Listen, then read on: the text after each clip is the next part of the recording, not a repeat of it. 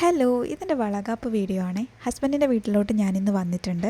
Husband നാട്ടിലുള്ളപ്പോൾ ഞാൻ ഇവിടെയായിരിക്കും, അല്ലാത്തപ്പോൾ ഞാൻ എൻ്റെ വീട്ടിലായിരിക്കും. ഇതാണ് കേട്ടോ എൻ്റെ കൂട്ടിക്കൊണ്ടുപോകൽ ചടങ്ങിൻ്റെ ഡ്രസ്സ്. സാധാരണയായി കൂട്ടിക്കൊണ്ടുപോകൽ ചടങ്ങിനോടൊപ്പം ഹസ്ബൻഡിൻ്റെ വീട്ടിൽ വെച്ച് വളകാപ്പ് ആഘോഷിച്ചിട്ടാണ് സ്വന്തം വീട്ടിലേക്ക് പോവുക. പക്ഷേ ഇവിടെ അങ്ങനെ ഒരു പ്രോഗ്രാമിനെ കുറിച്ച് കൂടുതൽ ഐഡിയ ഇല്ലാത്തതുകൊണ്ട് തന്നെ എൻ്റെ വീട്ടിലാണ് ആഘോഷിക്കാൻ പ്ലാൻ ചെയ്തിട്ടുള്ളത്.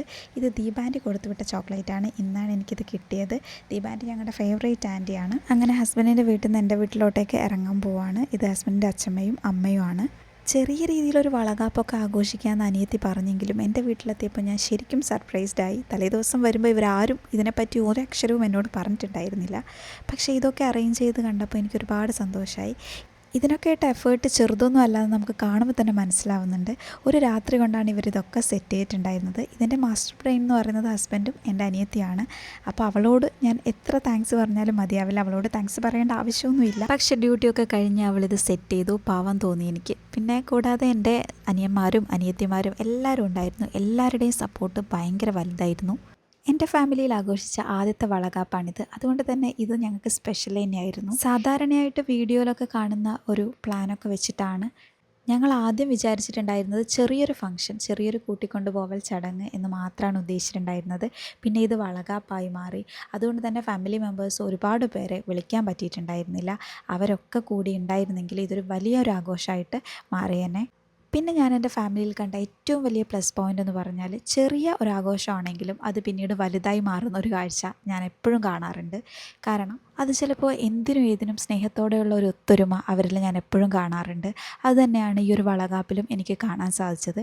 ഞങ്ങൾ ചെറിയ രീതിയിൽ നടത്താൻ ഉദ്ദേശിച്ചിരുന്ന ഫംഗ്ഷൻ ഒരു വലിയ രീതിയിലുള്ള ഫംഗ്ഷനായിട്ട് മാറി. അത് ഇവരുടെ സ്നേഹത്തിൻ്റെ ഒരു അടയാളമായിട്ട് തന്നെയാണ് ഞാൻ കാണുന്നത്.